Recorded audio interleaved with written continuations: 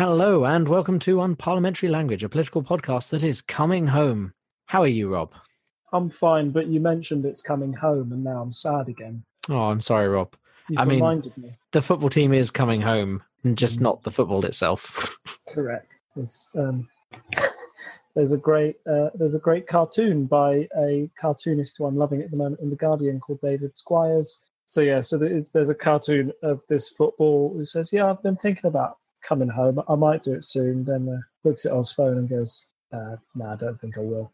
The news has been a bit like that at the moment, but that's what we're here to cover. So yay, let's do that. Let's head straight on into the headlines then. So headline quickfire, Rob. Number one from the Financial Times. May wins backing for soft Brexit after facing down cabinet rebels. Yeah, we'll focus on this a little bit later in our deep dive on Brexit.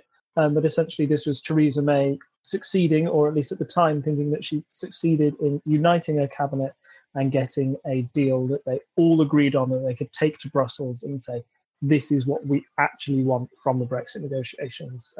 We were only saying last episode how long that they've had to get something like this together, and this is the first time they've been able to bring a proper white paper that can go through Parliament that clearly outlines everything we want from Brexit and how we proceed from there with the EU in negotiations. So following on from that, I suppose this is kind of painting a story that ends up with our last headline. So I will vote down May's Brexit plans, warns Mogg in the Daily Telegraph. Yes. The plans that Theresa May put forward appear to be of a more soft Brexit nature. Rees-Mogg is a hard Brexiteer. He's one of the sort of poster boys for that campaign, and he's already on record saying that now he's had time to look at it, that he won't be supporting the policy. There's a nice tweet that was from Laura Kuenssberg today, which quoted Rees-Mogg saying that this is the greatest vassalage since King John paid homage to Philip II at Le Goulier in 1200, which basically translated for those of you who don't speak 18th century means he thinks it's bad. So, yeah, he's on. Rees-Mogg is doing Rees-Mogg. He's doing him. He says that it's bad because it's not Brexity enough. So he would vote against any white paper that will pass through Parliament. Now on to away from politics a little. Trapped boys wait for cave rescue to resume in the Times. This is the story about the 12 boys and their coach. They were a football team that went into some caves in Thailand. Then essentially monsoon season hit, and people thought that they were going to be lost in the cave system. Divers found them after, I think, 3 days with sort of no contact. And there's been a huge mission to try and get these boys out safely. It's happened over a couple of days. And unfortunately, in that time, one of the cave divers themselves lost their life, which really goes to show how treacherous this mission was and what a big thing it was to get these boys out safely when they never have cave dived before. It's over now. All of them have been rescued along with the coach. Maybe something slightly on the lighter side. I don't know if you saw this, Tom, but did you hear about Elon Musk and how he got involved? Yeah, my summary of this would be that Elon Musk saw something on Twitter, decided he had a brilliant idea to make a tiny submarine that would fit through these small holes. Yeah. Got a load of rocket engineers away from making their rockets to stay up all night making one of these, took it over there, only for them to say, yeah, it's kind of not practical. So he just left it behind and took a few photos. Yeah. The tweet I've got here in front of me is like, mini-sub is ready if needed. It is made of rocket parts and named the Wild Boar after kids' soccer team, leaving it here just in case it might be useful in the future. Thailand is so beautiful. Which it was a lovely idea, but it does kind of reek of desperation of, oh, hi, I'm relevant. I'm over here. I'm trying to be nice. So that was one of the weird side stories. But it was a sort of like a much needed feel good story that, I think we all thought the worst when they hadn't been found for 3 days. But to have all of them and the coach come out safely is just a tremendous achievement.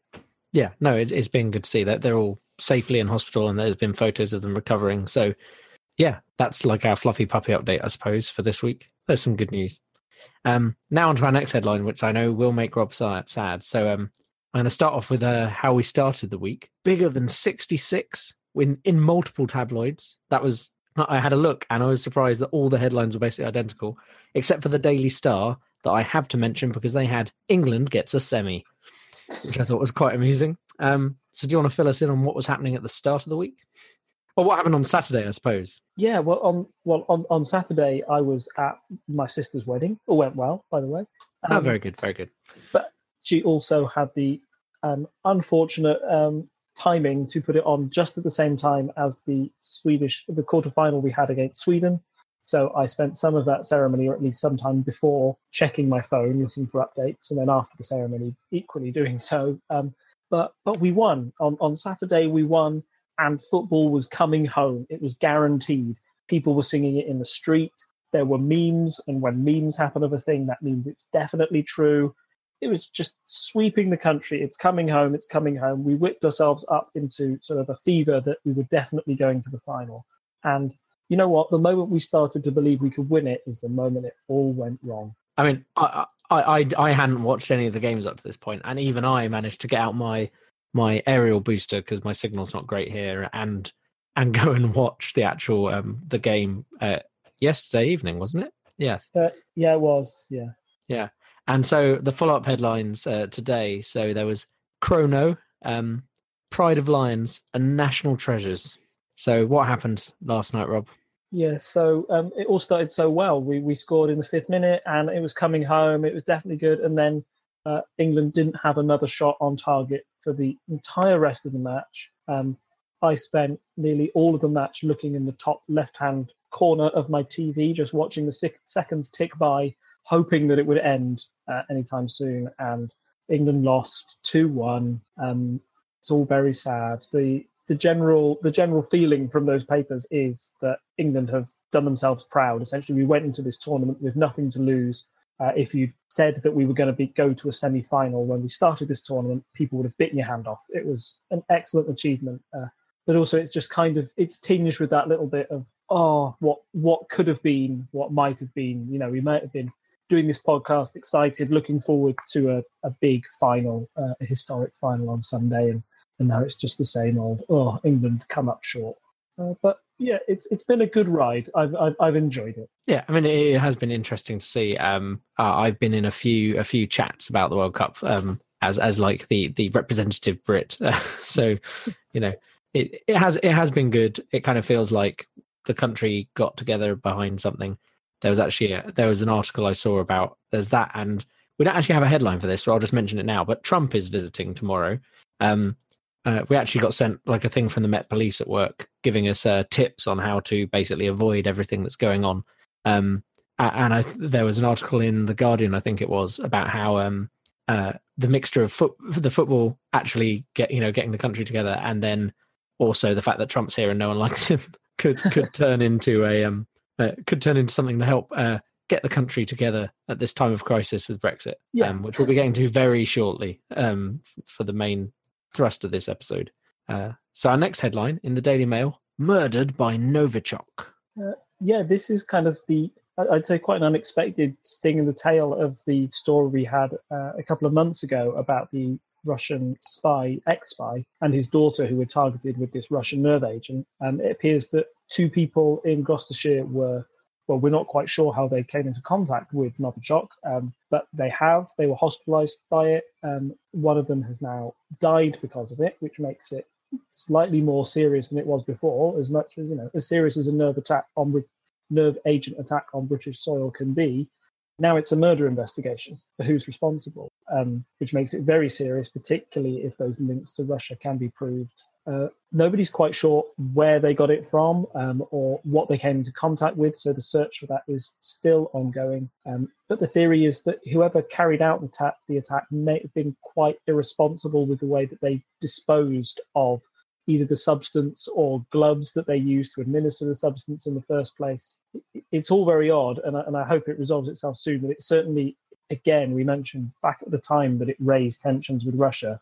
This only heightens tensions with Russia, particularly when we've got Trump meeting NATO and talking about spending, and Trump's going to meet Russia. It seems to widen that gulf between Europe, the UK, and Russia. And on to our final headline that's going to lead into our main story for tonight: 24 hours of Brexit mayhem in The Independent. And also, I quite like in the eye, they had et tu, Boris. So what happened? So, to tell this story in full, I'm going to take it back to Friday, sort of our first headline, and then go from there, because it's quite a nice little melodrama that plays out, and it's the way that Brexit's been playing out so far, is that it's kind of a Tory infighting, and nothing sums up Tory infighting more than Boris Johnson resigning, I feel. So, quick check back to Friday. So, as we mentioned in our first headline, on Friday they had a meeting at Chequers, which is where the Prime Minister sort of lives. That's one of her residences outside London. They all met there to get together the Conservative Party cabinet to sort out a plan for Brexit. This is their plan that they're going to take to the EU and say, this is our concrete list of demands. This is something that will get voted through Parliament, and we, the UK, all agree on what's going on. It took a long time to get through. Some people were worried that some members of the cabinet might resign at that meeting. Allegedly, apparently, if they had resigned at that meeting, they wouldn't have access to ministerial cars to drive away from Chequers, and there's no bus service. So some people think that nobody resigned because they didn't want to walk away from the place, embarrassingly.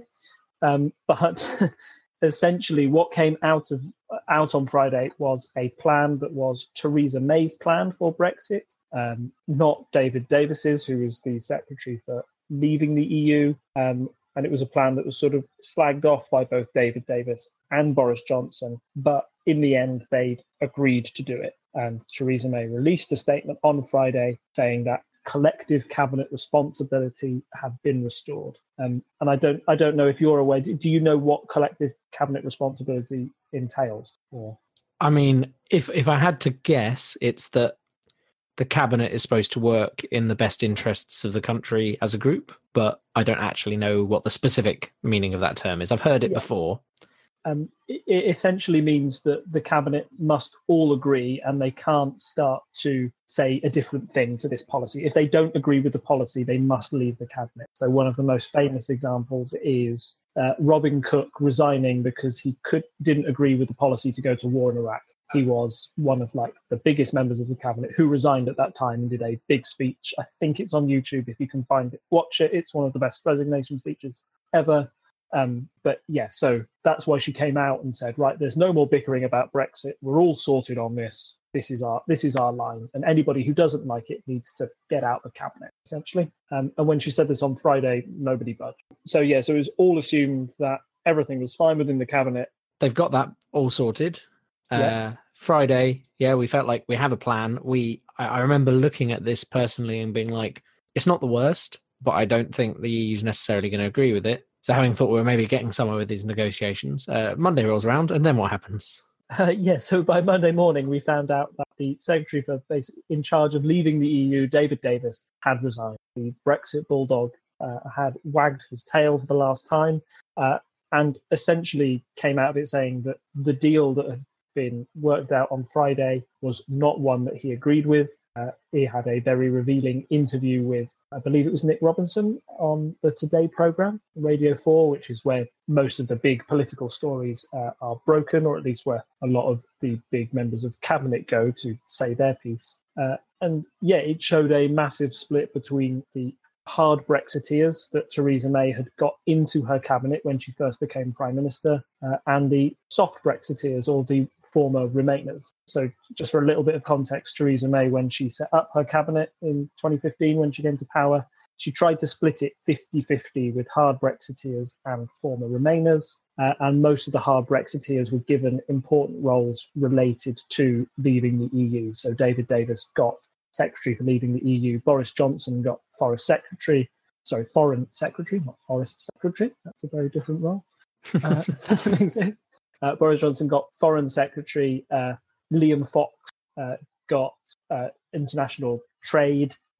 So once David Davis is gone, people are sort of wondering if they will lose other important Brexiteers from their cabinet. So everything goes quiet for a little while, and then on halfway through Monday, we get the big blonde bombshell that Boris Johnson has resigned, and everything kind of goes crazy at that point. Here's a good question. Do you remember what you were doing when Johnson resigned? Did it sort of come through? How did you feel at the time? I mean, I was at work with several of my colleagues already discussing that, and also discussing in a group chat that you're in about the fact that David Davis had already gone, just mourning the loss of the Brexit bulldog on BBC's Dead Ringers, because that's very funny. It's kind of alternate history where he's doing all sorts of crazy things to try and secure a deal with the EU, including travelling back in time to stop us joining the EU in the first place.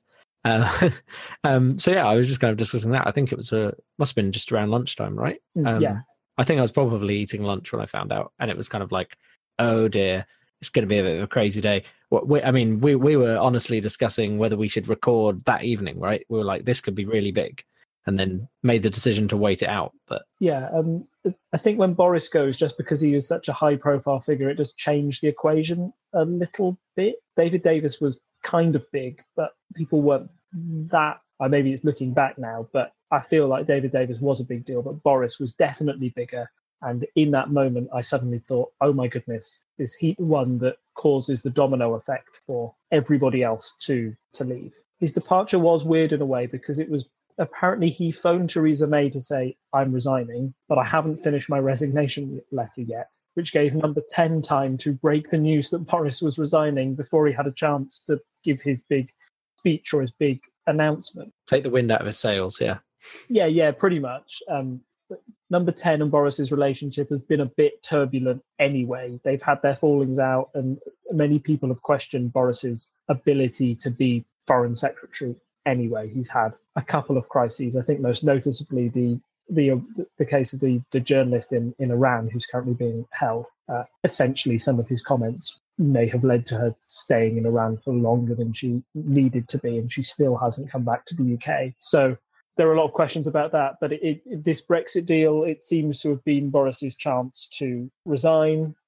It certainly made the headlines tomorrow about him. The Et Boris is one from a kind of like, was from the Independent. The right-leaning newspapers used statements exactly from Boris's resignation letter. I think the most prominent was, the Brexit dream is dying. Yes, I've seen that in multiple papers, actually. I just didn't think, when I put together the headlines, I tried to have a balance, and yeah, we'd already had a fair number of more right-wing papers there. So yeah, like I think 2 or 3 papers may have even had that. It's almost like they're agreeing to have the same headlines at this point. I know a lot of them are owned by the same people. So. No, I think it was the standout line that you've got. If you don't agree with this Chequers deal, then it's the one you'd pick out. Also, I don't know if you saw the photos that accompanied it, but they were all the same sort of Boris in his office, pen in hand, writing a letter. It was it's all about Boris' resignation. How can he come out of this looking like the man who sacrificed his job to save the hard Brexit dream? Almost, it was a headlighter's dream, that entire setup, particularly particularly on the right-leaning hard Brexit agreeing press. It was almost as if that resignation was designed for them. And I saw some stuff speculating about the fact that this is kind of his last attempt to save his face, because Boris Johnson was kind of riding a high when he left his position as London mayor. He'd generally, I think people were okay with him. He is a bit of a bumbling idiot at times, but that kind of that plays well abroad. And so people liked him. He still had lots of fans who would go up and see him, whenever he turned up anywhere. And then he went in for the leadership race against Theresa May and all the others. And then he kind of got screwed over by Michael Gove. So it kind of looked like we might get him as Prime Minister straight after the vote. And that didn't happen. And now it's maybe this is again him kind of manoeuvring, because if things go wrong with Brexit now, I mean, we all think Theresa May is basically going to be the scapegoat when stuff goes badly. So then someone will have to replace her. And can he then go, look at me, I'm very pro Brexit, etc. I can get this done, and then get into power that way? But it's kind of like a lot of people see it as his last chance. Yeah, it's like it's a very long-term plan now, and his stock has certainly fallen a lot since. when he was London mayor and he was at the height of his popularity, sort of 2012, and coming off the back of that, that's almost where he should have been. That's where he had the best chance of becoming leader. Now, I feel after Brexit and the 2 years afterwards, sort of had to have in Westminster politics, have really soured people's views towards him. And now, even though he might be popular amongst a small percentage of the population, it's probably not enough to get him sort of the popular vote. And as well, you need to have support from within the Conservative Party if you want to be leader. And I don't think that Boris could make the final two as it stands. I think he would just be seen as too much of a wild card. The Conservatives are good at weeding out people who they feel are too risky. So I don't think Boris would be a choice there. But as you said, it certainly washes his hands of this Brexit deal. The long-term strategy could be that, hey, we had this deal, but I had nothing to do with it. I resigned, and I thought that might help stop it. That's the only thing I could do to stop it. So Boris resigned, and I think at that point there were a couple of, I don't know what was going on in your mind, but I suddenly thought, oh my goodness, does this mean Theresa May's going to have a leadership challenge, or is there going to be a general election? Did you feel that too, or are you not quite at those panic stations yet? I mean, I think it would have to be something horrendous to force a general election at this stage before Brexit. I mean, from the point of view of the other parties, the Lib Dems, while they'd love to suddenly be the main party and be able to stop Brexit, aren't going to be able to. They don't have enough votes. So that leaves us with Labour, of course, as the main opposition. And the difference, as we know, is very close at the moment in the House. So Labour can kind of throw the spanners in the works with a few rebels from the Conservatives. So for them, they're in like their strongest position right now, where they can make the most fuss while still not technically being in charge. Well, not being in charge. So that means that when Brexit goes badly, like Labour should come out of that well, right? Because they're not the people who are going to screw up Brexit in the eyes of lots of people. So I imagine they wouldn't want to. And I think, is a vote of no confidence 2/3 majority? So that's just not going to go through, right, in Parliament right now. There's not enough. You'd have to have a lot of Conservative rebels. You'd basically have to split the Conservative Party, I feel. Yeah, I feel I don't know if no confidence is 2/3. It might have to be a simple majority, because I think it was a simple majority the last time. It's been a simple majority because the last time it happened was 79 with Cannon. I'm going to turn into a history geek for a second, so apologies, but there are stories about people having to be shipped from hospitals and like old MPs being shipped from their homes to come in for these votes to make sure that the government could keep passing stuff. It got that bad for the government. But yeah, I mean, the other reason why there probably won't be an election or a leadership election at this time, not only the maths, but it would have to be, you'd have to have Conservatives on side to force either an election or a leadership challenge. And they're both really fearful that Jeremy Corbyn would come in as a result of that challenge. They're not in a position of power. They're not in a position of strength where they can do a leadership challenge and be confident that the person that they want to win will win, or in particularly in a general election, that I think it's probably the biggest chance that the Conservatives will lose if they held a general election, right? So those two things are off the table, even though the resignations obviously undermine Theresa May's government in a very odd way. And stop me if this sounds silly, but it strengthens Theresa May in the short term. Yeah.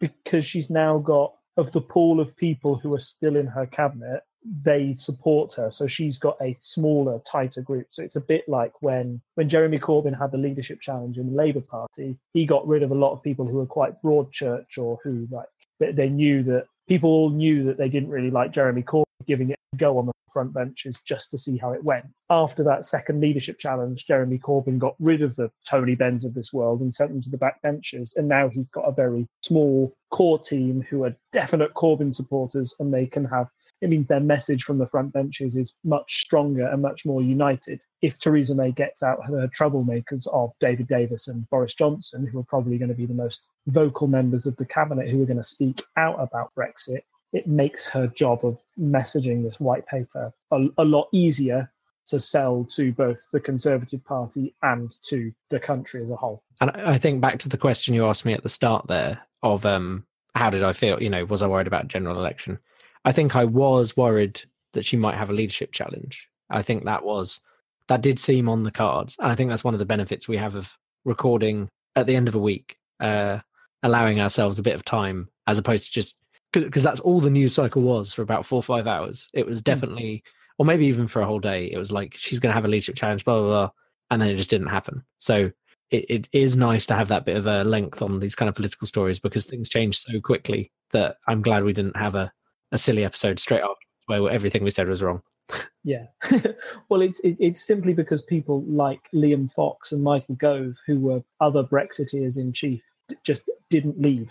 They didn't resign. They didn't follow Boris, which is what some people thought. And it's the fact that people like Dominic Raab, who's the new Brexit secretary, essentially taking over from David Davis's role, is himself a prominent Brexiteer and is quite hard Brexiteer as well. So Theresa May's still been able to keep that balance of hard Brexit and soft Brexit within her cabinet, but get rid of the two sort of bad eggs, or the ones who are most likely to rebel against her in the long term. So yeah, in a bizarre way, all that talk about leadership challenge is just, it goes away with every day that people don't resign from Theresa May's cabinet. The more that stay in there, the stronger she seems, at least in the short term. Yeah, so now we've dealt with the Tories' slight crisis of faith, maybe on Monday, and as we say, it's kind of settled down a bit.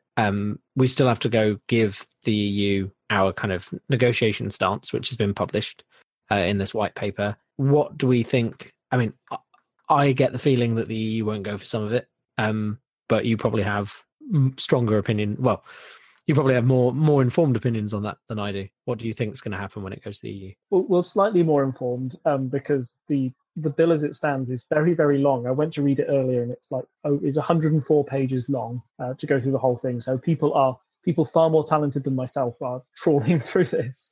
It's called The Future Relationship Between the United Kingdom and the European Union, which, if you want to make it more exciting, just put Harry Potter and The Future Relationship Between the United Kingdom and the European Union.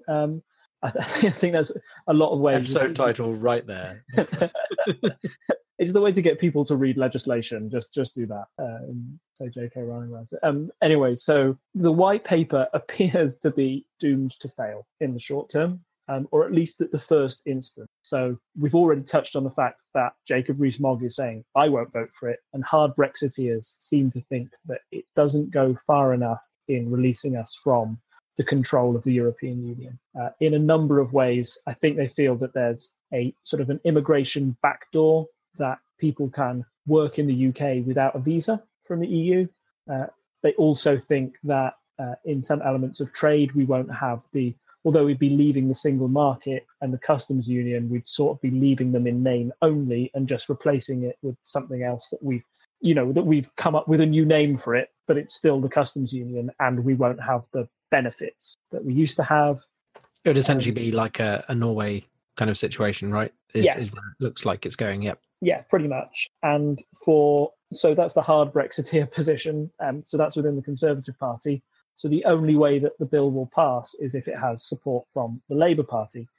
But the Labour Party has enough soft Remainers, and Jeremy Corbyn's initial response on Tuesday, when Theresa May first did the broad outline of her white paper, was that he didn't agree with it either, that he didn't think this white paper was very good, essentially that it didn't protect workers' rights in the way that he'd want to see. And for many soft Remainers in the Labour Party, ones who might rebel against Jeremy Corbyn and want to, if they'd want to support a deal that Theresa May had, then it would have to be one that kept Britain definitely within the single market and the customs union and guaranteed immigration rights. And it doesn't do that. So it's a typical consequence bill where neither side is happy, which means it will be very likely, I feel, that the bill will be rejected at the first stage going through. Also put on top of that because it doesn't protect the EU's 4 freedoms, which sort of involve freedom of trade and freedom of movement, because it doesn't guarantee freedom of movement, the EU will just reject it anyway.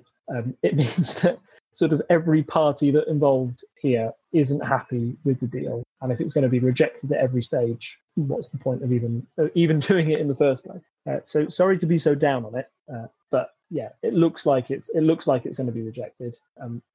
The consequences of it being rejected are a little scary, though. Is this back to the WTO rules and all that stuff we've discussed previously, or is it something else? No, essentially, if it gets rejected, then it makes the chance of a no-deal Brexit far higher. So I think the first time it goes through Parliament, you're likely to see a run on the pound. Businesses start to just worry a little bit more. There's already been stories in newspapers. I don't know if you've heard these of the government starting to stockpile canned food in readiness for a possible no deal. The way the Sun has spun that quite bizarrely is saying that it shows the EU that we're prepared for a no deal and that we're prepared for a bad deal. Or the other way of seeing it is basically going, oh my goodness, we are we're getting canned food in big quantities. That's kind of scary. So in short, I feel that if it gets to that point where it's rejected the first time, then it's likely that May will use that as a chance to soften it even further. And the only way she's going to get this through Parliament is by appealing to Labour members who want to have softest Brexit possible. And that might lead to us staying in the single market or customs union or something dressed up in that sense that keeps the EU and soft Remainers happy. But in the short term, there's no way I can see this deal passing through Parliament or keeping anyone in the Conservatives or Labour happy. So in short, be prepared for things to get worse before they get better on the Brexit. Yeah, I feel that's kind of the stance I've been taking.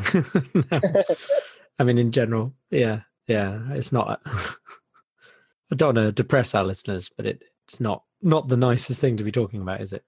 I guess maybe the word of hope is that Theresa May has almost complete control over this policy at the moment. So, and it's likely that she'll use her power to soften it, as I've said. So it might be that we end up with a much softer Brexit and we don't get the hard Brexit vision that some of us were worried we might get.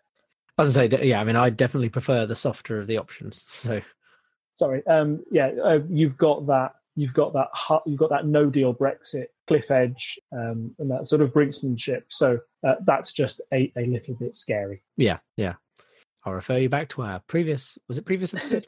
Previous, whatever episode you want to call it, Brexit scary. I've said it a lot, but yeah, the no deal is getting scarier with every couple of weeks we focus on it. The deadline is ever approaching. Basically, just refer you back to any of our last 10 episodes and possibly we'll get to discuss it a bit over the summer as well. For all of you listening to our podcast with an Android device, do us a favor and give the Podcast Republic app a try. If you've been listening on the website up till now, this app allows you to get all of your favorite podcasts directly on your Android server. You can search for the podcast you want to listen to, select them as a favorite, and have them all just one click away. One of the best features, as far as I'm concerned, is the ability to modify podcast details locally, allowing you to customize the look and feed on your device, or rename them for better organization. And please don't forget to set unparliamentary language as a favorite so you don't miss any new episodes from the front benches on the Podcast Republic app. And now, a quick polls update. How's it looking this week, Rob? Interesting. Changes. So, yeah. So we've been saying how, isn't it weird that the Conservatives are ahead, or isn't it weird? We finally got a Labour lead of 2 points in one survey, I might stress, but that is the most recent from yesterday, the 11th.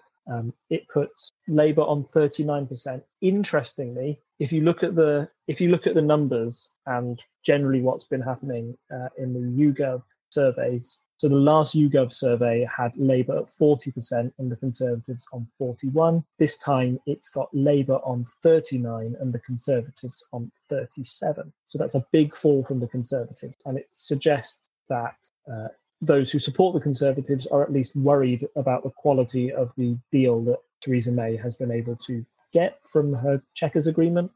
Also, if you look at the UKIP figure, it's gone up. Yeah, that's risen by 2. So that suggests that people are already going, okay, well, if I can't get my hard Brexit with the Conservatives, which I thought was an option, then I'm willing to throw my support back behind UKIP. So even though we thought they were dead, I pronounced them dead at the council elections, I didn't foresee the fact that Brexit isn't over, and if they don't get a good deal, then people will look to UKIP as their source of a hard Brexit. It's not that surprising, but it is just kind of fortunate, I suppose, that we've got one from yesterday, which could take in the effects of what's happened earlier in the week. But even if you look back to the 7th, which is since we last recorded as well, there's a Labour Salvation giving Labour +2 as well. And that kind of con lead has definitely shrunk. So there's 2 Labour leads and a tie out of the last 4. So yeah, it does seem to be shifting. Be interesting to see where it is in our final kind of episode of this season in 2 weeks' time. Yeah, I think the other interesting bit of polling information that came out today, sorry, it's not on this screen. I'll see if I can find I don't know where to look. It was on Twitter anyway. They had the YouGov poll on the confidence within the political leaders. So for the first time in a long time, Theresa May has fallen below Jeremy Corbyn in like the faith of leading the country. She's on -37% public opinion, while Jeremy Corbyn is on -30%. So it might be a bit of a Pyrrhic victory for Jeremy Corbyn there, but it at least shows that Theresa May's stock has fallen significantly in the time since the Chequers deal has come out. I don't know if it will strengthen as this white paper goes through, but public opinion seems at least to be turning against her. Yeah, it will be interesting to see. We'll keep our eye on it. If there's anything massive, I'm sure we can have an emergency episode over the summer in the middle of silly season. But yeah, I mean, I imagine it will kind of hover around whatever it ends up on at the end of the next 2 weeks, and we'll just have to see what happens. Yeah, I mean, as you sort of said, I don't foresee the government collapsing in any other days anytime soon. If it suddenly does, that 11th of June one might be still with people thinking that a general election or a leadership challenge is possible.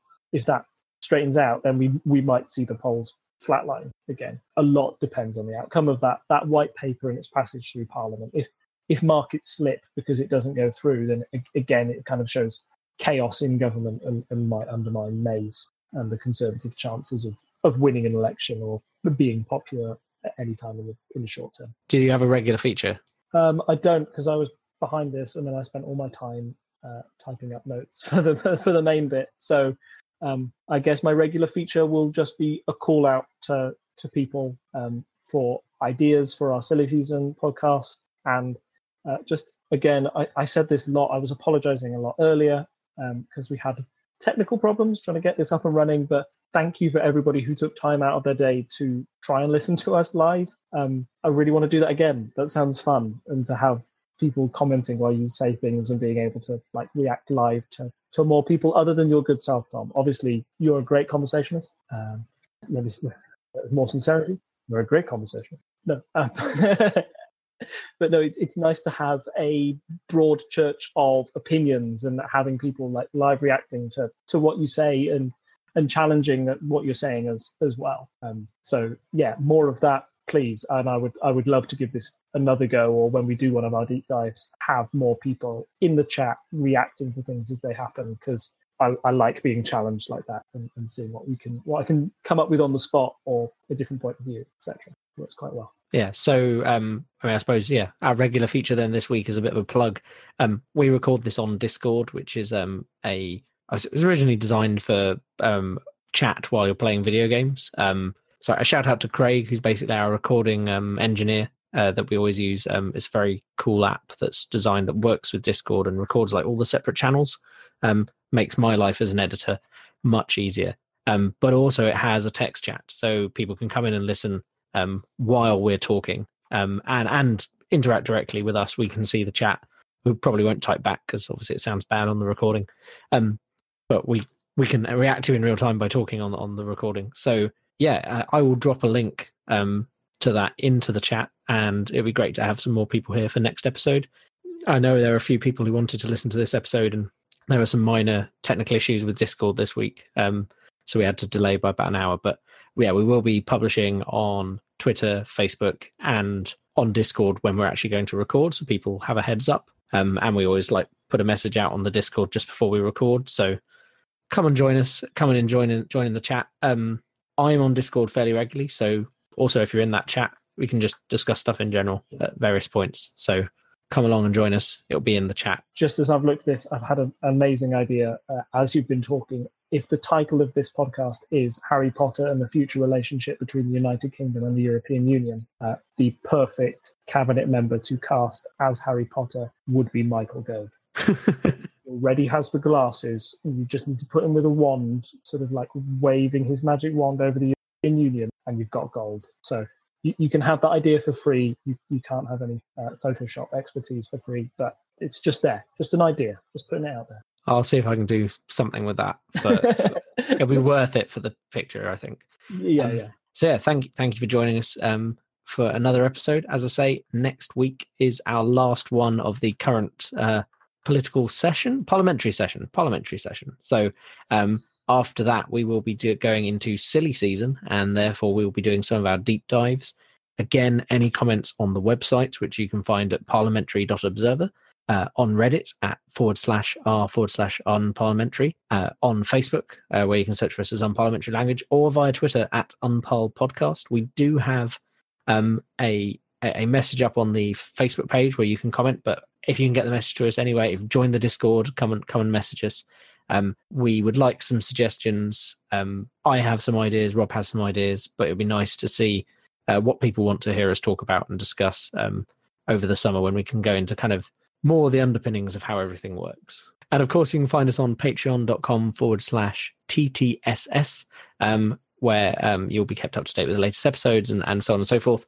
And you can give us a tiny bit of money so that we can buy Rob a nice new microphone, which would be great to increase the quality of our podcast.